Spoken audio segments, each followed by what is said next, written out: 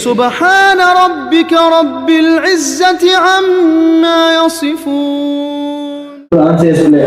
بسم اللہ الرحمن الرحیم. قل غیر اللہ اتخذ ولیا فاطر السماوات والارض وهو یطعم ولا یطعم قل انی امرت ان اکون اول من اسلم ولا تکونن من المشرکین. ترجمہ: آپ کہہ دیجئے کیا میں اللہ کے سوا جو آسمان اور زمین کا پیدا کرنے والا ہے اور جو کھانے کو دیتا ہے اور کوئی اس کو کھانے کو نہیں دیتا کسی اور کو معبود بناؤں؟ آپ کہہ دیجئے کہ مجھے تو یہ حکم ہے کہ میں سب سے پہلے اسلام قبول کروں اور تم مشرکین میں سے ہرگز نہ ہونا. آپ کہہ دیجئے کہ میں اگر اپنے رب کا کہا نہ مانوں گا تو ایک بڑے دن کے عذاب سے ڈرتا ہوں جس سے اس روز وہ عذاب ہٹا دیا جائے گا تو اس پر اللہ نے بڑا رحم کیا اور یہ کھلی اور ظاہر کامیابی ہے.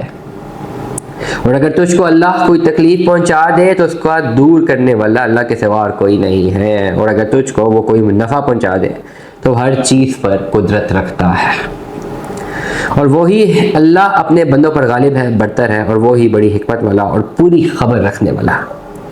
آپ کہہ دیجئے سب سے بڑھ کر گواہی دینے کے لیے کون ہے؟ آپ ان کو بتا دیجئے کہ میرے اور تمہارے درمیان اللہ ہی گواہ ہے، اور میرے پاس یہ قرآن بطور وحی کے بھیجا گیا ہے تاکہ میں اس کے ذریعے تم کو اور جس کو یہ پہنچے ان سب کو ڈراؤں.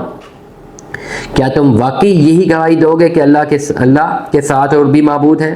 آپ کہہ دیجئے میں تو گواہی نہیں دیتا. آپ کہہ دیجئے بس وہ تو ایک ہی معبود ہے، اور بے شک میں تمہارے شرک سے بیزار ہوں.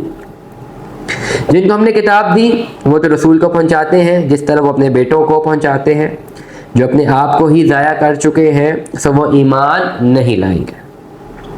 اور اس سے زیادہ اور کون ظالم ہو سکتا ہے جو اللہ پر جھوٹ باندھتا ہے یا اللہ کی آیات کو جھوٹا بتاتا ہے. بے شک ایسے بے انصافوں کو کامیابی نہ ہوگی.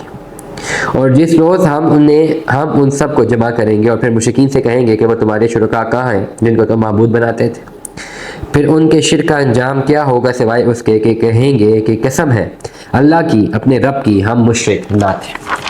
صدق اللہ العظیم. اللہ تعالیٰ ہمیں اس پر عمل کرنے کی توفیق عطا فرمائے.